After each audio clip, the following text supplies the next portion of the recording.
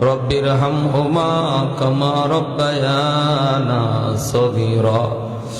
রব্বুল আলামিন, আল্লাহ কুদরতি নজরে, মায়ার নজরে একটু তাকাও। গভীর রাত পর্যন্ত তোমার বান্দারা বসে বসে তোমার কথা, তোমার হাবিবের কথা মনোযোগ দিয়ে শুনতেছে গো আল্লাহ। আমল খানা যদি পছন্দনীয় হয়, এর উসিলায় জীবনের সব গুনাহ খাতা মাফ করিয়া দাও। যারা হাত বাড়াইছি মালিক, জানি না কার জানি আমার মতো মা দুনিয়ায় নাই, কার জানি আদরের বাবা দুনিয়ায় নাই। আয় আল্লাহ, যেই মা একাধারে 10 মাস 10 দিন পেটে রাখলো, মার পেটে লাথি দিয়েছি, কত আরামের ঘুম হারাম করে দিয়েছি।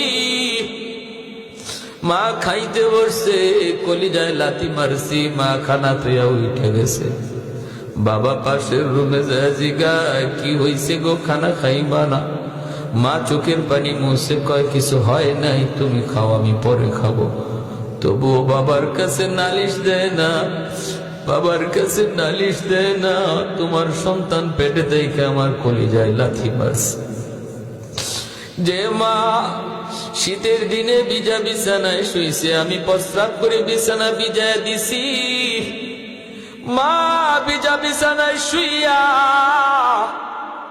আমাকে বুকে রাইখা সারা রাত কাটায় দিছে গো আল্লাহ। আমি ঘর থেকে রাগ করে বের হয়ে গেছি, সবাই ঘুমায় পড়ছে, কিন্তু মা ঘুমায় না। পিছনের দরজা দিয়া গভীর রাতে আম্মা কইয়া ডাক দিতে দেরি হয়, মার দরজা খুলতে দেরি হয় না। মা গো, তুমি এখনো বুঝি ঘুমাও না? মা কো, বাজান তোমারে বাহিরে রেখে আমি মা কেমনি ঘুমাই? এখনো সন্তান যদি শহর থেকে বাড়িতে আসার খবর দেয়, মা সন্তানের চেহারা না দেখা পর্যন্ত সারা রাত জায়গা থাকে। এমনও মারে তুমি কবরে মাইরো না, এমনও মারে তুমি আযাব দিও না।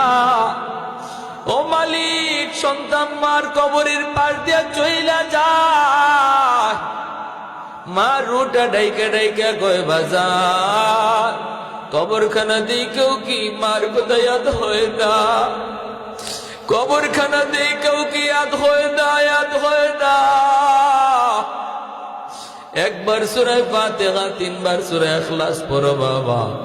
আল্লাহ তোমার মার কবরখানাকে জান্নাতের বাগান বানায় দিবে। বাবার কবরের পার দিয়ে কত ছেলে গান গায়ে চইলা যায়, দিনের বোঝ না।